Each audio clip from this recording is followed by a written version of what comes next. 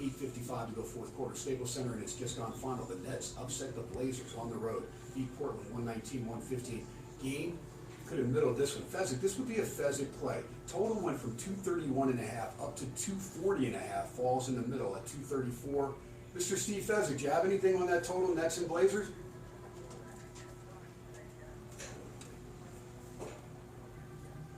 Now listen, did you just make it home from RJ's show over there, or did he let you out?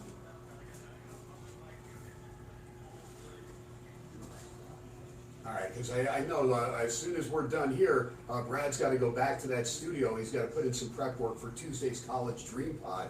So, needless to say, didn't know if you were on that same agenda.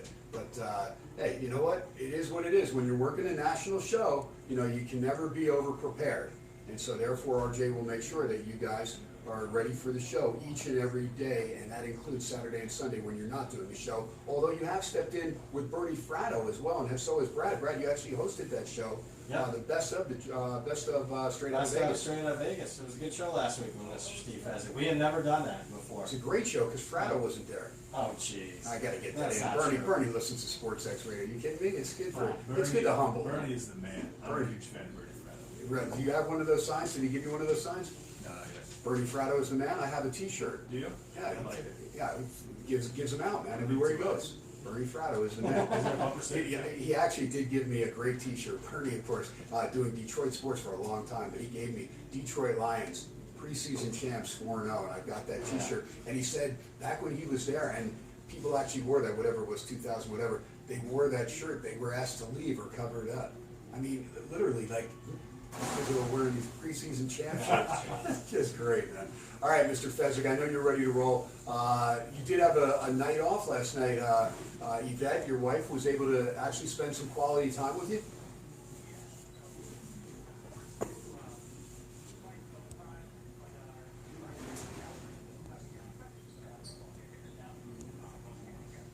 You know what, Fezzik, we did get you a banana cream pie to go, but now it looks like we're going to have to give it to JD's buddy that came in all the way from Michigan.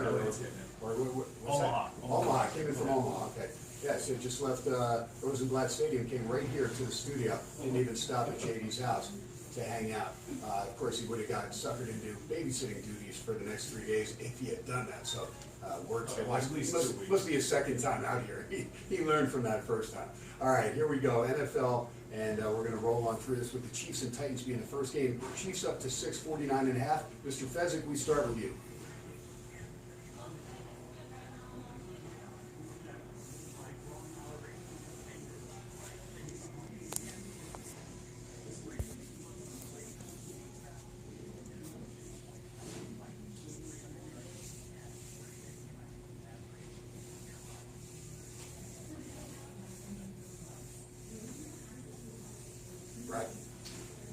I'm passing on this one, although I will mention I think Kansas City obviously is a good contest play if you haven't put them in on the Westgate. I played them in the Nugget at a much lower number. Lean under your KT.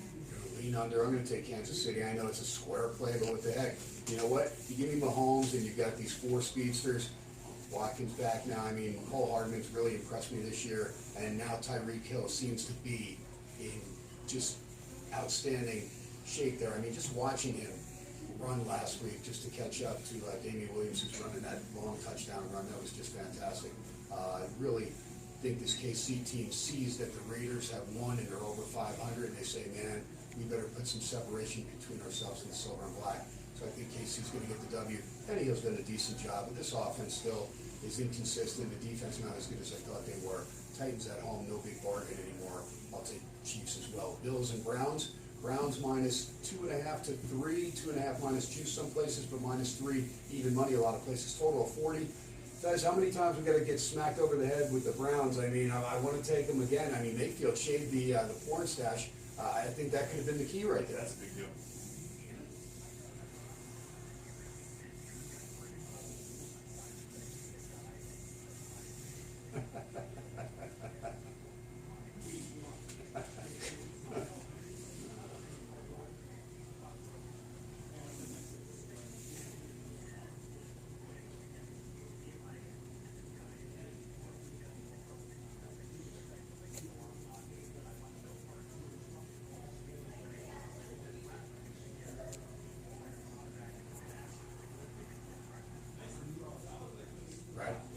I think McDermott's underrated, the Buffalo head coach. I mean, if you blindly bet on the Bills the last 3 years, you're 58% against the spread. I just trust him more than I do Freddie Kitchens. Leaning for the Bills for me.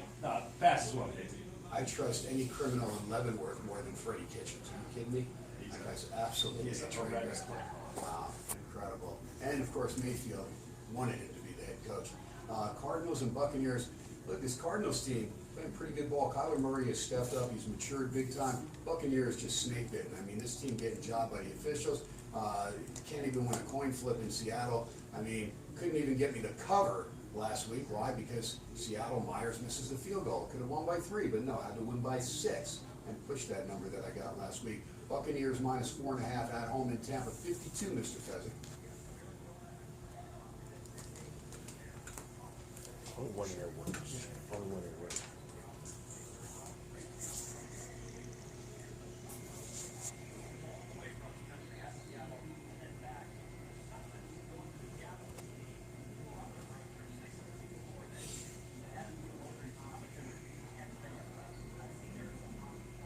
And I lean Arizona as well. I mean, do you trust Jameis Winston laying, 4.5 points here?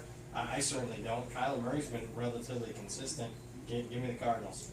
I lean Tampa Bay here. I don't see Kyler Murray stepping in the pocket very well. I like Tampa Bay's speed on the edges. I like the defensive line.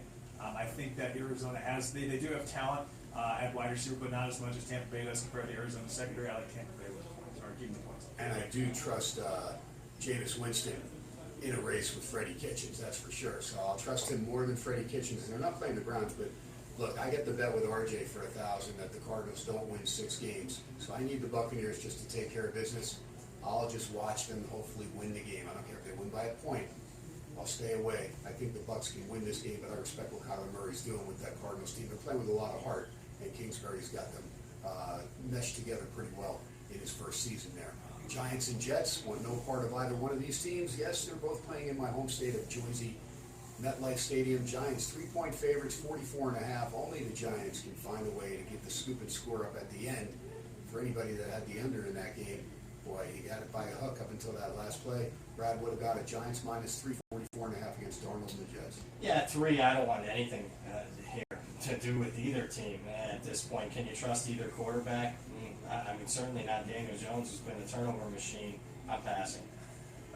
I lean Giants minus 2.5. Come on now, what 2.5? Where are you getting that? I just told you it's 3. Oh, what do you got? I lean Giants minus 3 here. Will you? Okay, because the consistency with Daniel Jones is definitely there. 8 interceptions and 8 fumbles.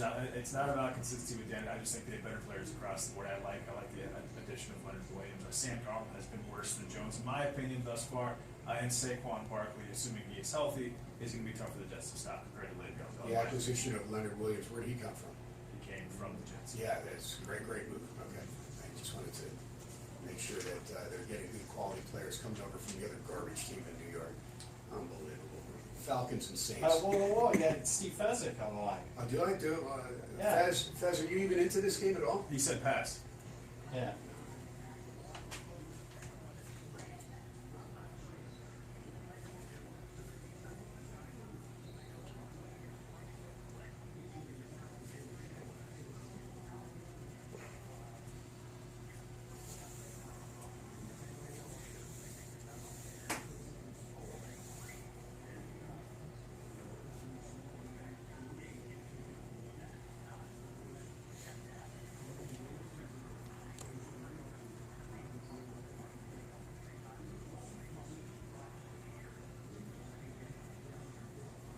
Yeah, let's remember he missed 3 games with mono too, so you got to take that into consideration as well. He's got less fumbles because he's been in less games. Who knows? I mean, both these teams are terrible. But that was the last 2 years, KT. Right. Yeah. Yeah, but Daniel Jones, See how I got Daniel this Jones guy's didn't back? play last year, though. Daniel Jones didn't play but last year. that's the whole point. He's got more turnovers than Darnold this year in the games that he's played compared to Darnold's had in 2 years. I got your back, Fez. Yeah, but I'm talking about this year. Right? Okay, all right, good enough. I'll give it to you. I mean, I thought you were going back to a senior year at USC. I could add some more fumbles in there. Let's roll on down now. Ravens and Bengals. Fez, I got to give you credit. You were the first one that I know that was all over Ravens money line. I know Brad was on it as well, but I know you told me, KT, they will beat New England. And, you know, you never New waver Orleans, from. Atlanta, KT. Yeah, we'll get to that game in a minute. Okay. Right now, Fair Ravens, enough, fair enough. because KT skipped over that game. We'll backtrack to Falcons Saints. So since we're on it, Fezzik, since I'm already telling everybody what a great call that was, I think it was your best call of the year because you were dead on 37-20, the final there.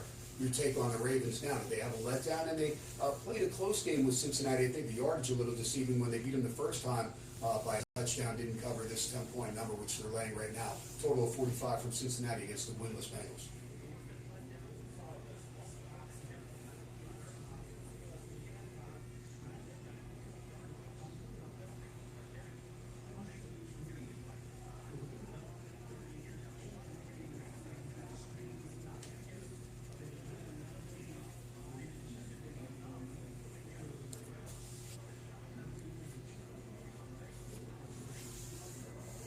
Wow, that would be great for me. You know why? Because the Bengals play the Raiders next in Oakland, and I hope they come off a win, because then that'll be a total letdown spot, and the Raiders will be able to wipe the field with them. Brad Powers. Just a lean for me on Cincy. I'll leave Ravens here, KT. The Bengals are the third worst team in the NFL against the rush. The Ravens are the best team rushing the ball. And again, no AJ Green. We have Ryan Finley, but the Ravens just picked up Marcus Peters. They still have Marlon Humphrey. They still have a very good defense. I like the Ravens to win by 14 plus. All right, so there you go, Ravens, and then Fez on the Bengals outright, calling the shocker of the week, but they are plus 10. He'll take the points there. We'll backtrack now. Falcons at Saints. Saints down to 13.5 because I think I saw it get up to 14. 51 the total, Fez, and Drew Brees coming back prior to the bye and did a nice job. Teddy Bridgewater, of course, filled in admirably, and there's no doubt in my mind that the Saints are the odd makers to get to that Super Bowl. We know the Niners still unblemished. You still have Green Bay and Minnesota and Philly and Dallas and some of these other teams, even Carolina. But I think the Saints, because of the experience and a healthy Drew Brees, the team to beat. Your take, if Kamara is healthy, in your guesstimation, are the Saints the best team in the NFC?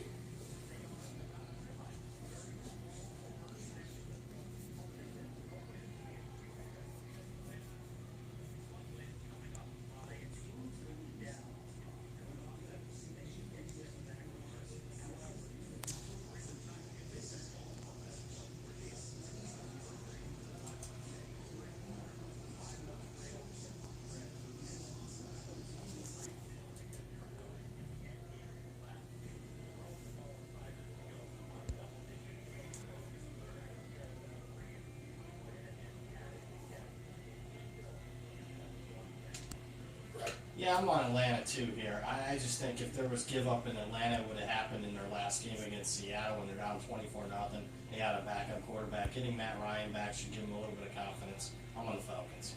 I lean under your KT. All right, the under in that game, 51, up from 50.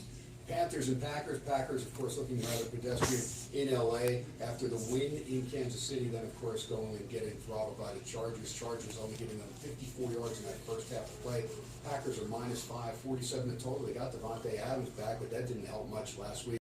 They were able to get a late touchdown and two-point conversion to make it look was on the field. Fez, what about it? Packers -5, 47. Does Aaron Rodgers get the time against Kuechly and the guys to throw the ball around? And can the Packers defense slow down the great Christian McCaffrey?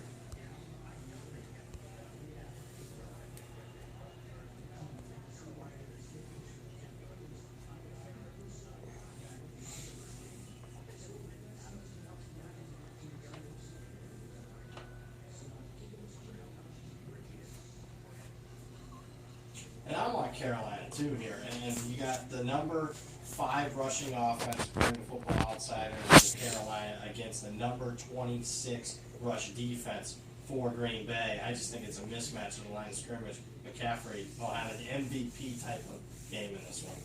Yeah, I lean Panthers or KT.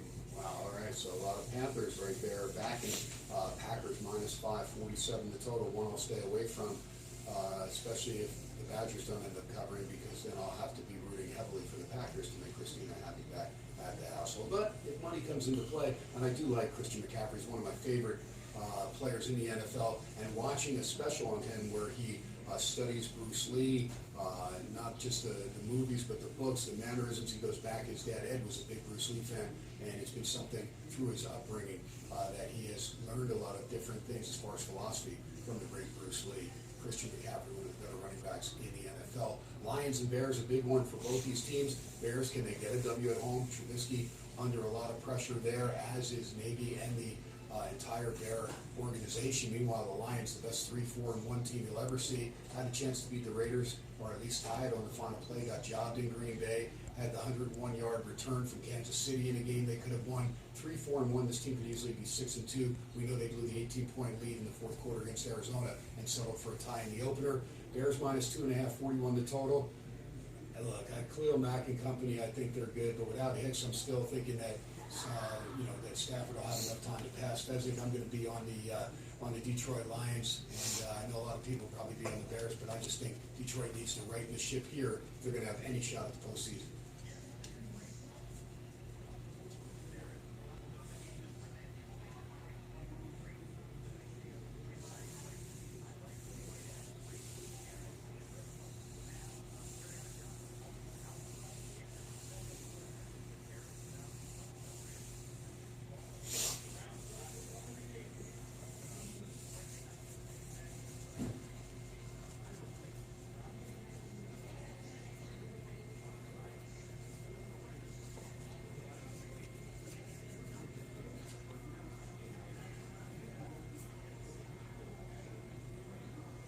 Yeah, I love Detroit in the teaser here, getting them through 3-7 here, getting that up to 8.5 on a 6-pointer. Why? Detroit, 7 of their 8 games have been decided by 7 points or less, so I really like the Lions in the teaser. Yeah, the Lions are good. All right, so everybody looking at Detroit, Dolphins and Colts. Dolphins get that first win of the year against the Jets. Colts, boy, Jacoby Brissett going down, so got to go to the backup quarterback, and they floundered. Vinatieri missing a game-tying extra point. That was a key loss for Indianapolis. Still a decent Colts team, but they've been banged up, and with no T.Y. Hilton, it's hard for me to back that offense laying double digits, 11.5 the line. I'll stay away, 44 the total, guys.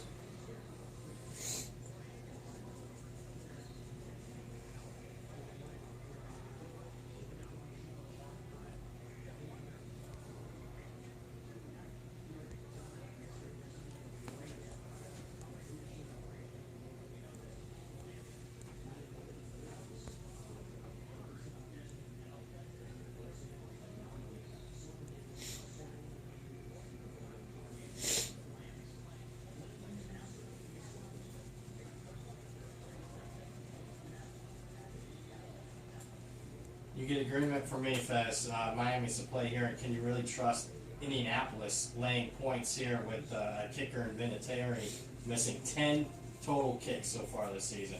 Well, who's going to score? Ebron, Zach Pascal, maybe Marlon Mack. But that being said, Preston Williams is out for the year for the Dolphins. He had a big game last week.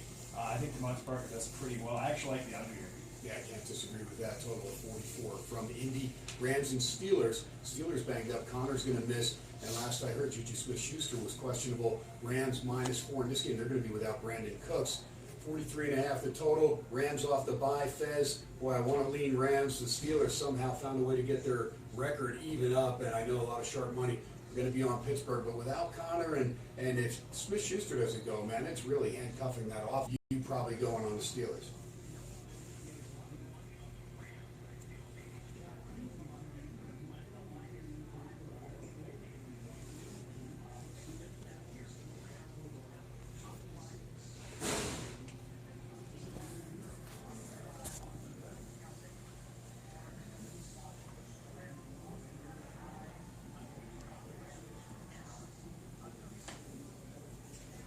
I'm passing at this one. Really? Rams is one of my top 2 plays of the week. I think the Rams just crushed the Steelers. Smith-Schuster might be hurt. Even if he's playing, he's still got to play against Jalen Ramsey along with that Rams defense. And again, you've got Rudolph against the Rams defense. Connor's out. Samuels is pretty undersized. The Rams are going to score points. I love the Rams here. Fez, your overall take of the Rams, can they get back into being one of the elite teams in the NFC? Because Seahawks are ahead of them, and of course the Niners are unblemished. And when the Niners went into LA, they dominated the Rams. After the Rams scored on that first drive, the Rams just had no time. And I know Cooper Kupp may have missed that game, but at the end of the day, they really struggled in that one. Where do you have the Rams as far as getting back to, first off, the postseason, and second of all, can they make a run in the postseason?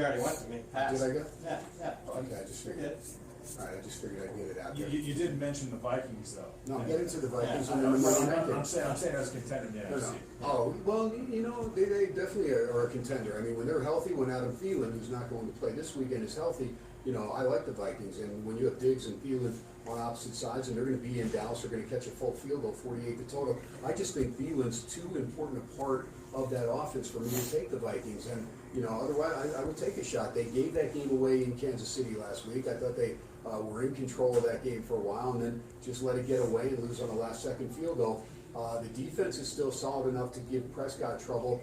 The running game needs to step up. Cook's going to have a big game, and then, you know, Diggs or Rudolph or some of the other guys are going to have to make some big plays in the absence of Adam Thielen. Fez, what about it? Do you still take a shot at the Vikings? Because this is a team that we know can get after it. And I'm not sold on Dallas, a very fraudulent score in that win over the Giants. Dallas 3-48 from Big D.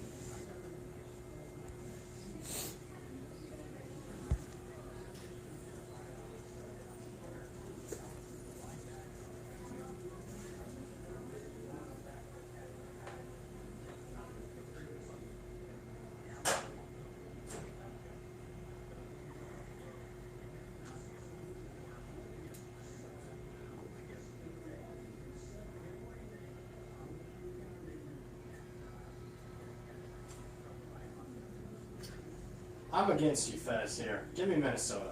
It comes down to this. Mike Zimmer against non-division opponents, 71% against the spread. If 71% isn't good enough for you, how about 74%? That's Mike Zimmer, awfully lost in his career. And finally, who in the hell is Dallas beat? So, okay, they blew out Philadelphia, so did Minnesota. The Giants twice, the Dolphins, the Redskins, that's it. That's their 5 wins. Give me the Vikings. Yeah, I thought Cousins. I agree with you. I'm all over the Vikings here. I thought Cousins played well last week without Thielen. Yeah, I mean he had 3 touchdowns, no picks. I think about 59% completion. But on the year, he's number 2 in the NFL completion percentage. He's number 1 in yards per catch.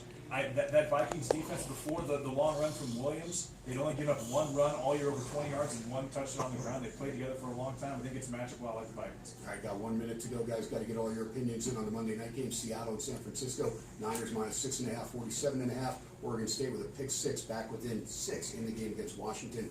13-7, 7:01 to go third quarter. Brad Powers, I'm going to start with you, then I'll go to Fez. Seahawks catching 6.5, 47.5. I think you're going to see 7 on game day, so I'm going to wait to take Seattle. I'm going to Seattle at 15. Fez?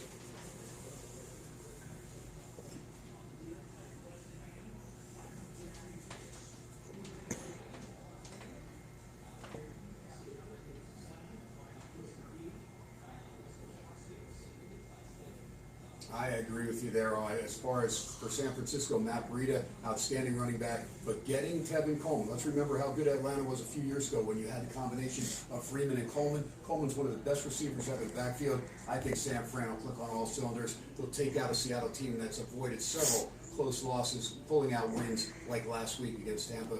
I like San Fran to roll. That's going to do it for us on a Friday Football Fiasco. Thanks to Steve Fezzik, Brad Powers, J.D. Sharp, and to Sean McCullum back in the studio. To you, the listeners, everybody here at the Venetian Palazzo and Legacy Stadium. Until Monday, you know the rules. No drinking and driving, no texting and driving. Most of all, God bless our troops. God bless you. Live from Vegas Sports X Radio, the new 101.5 FM 728 KDWN. I'm your host, Ken Thomson. God bless everybody. Talk to you Monday. Good night, everybody.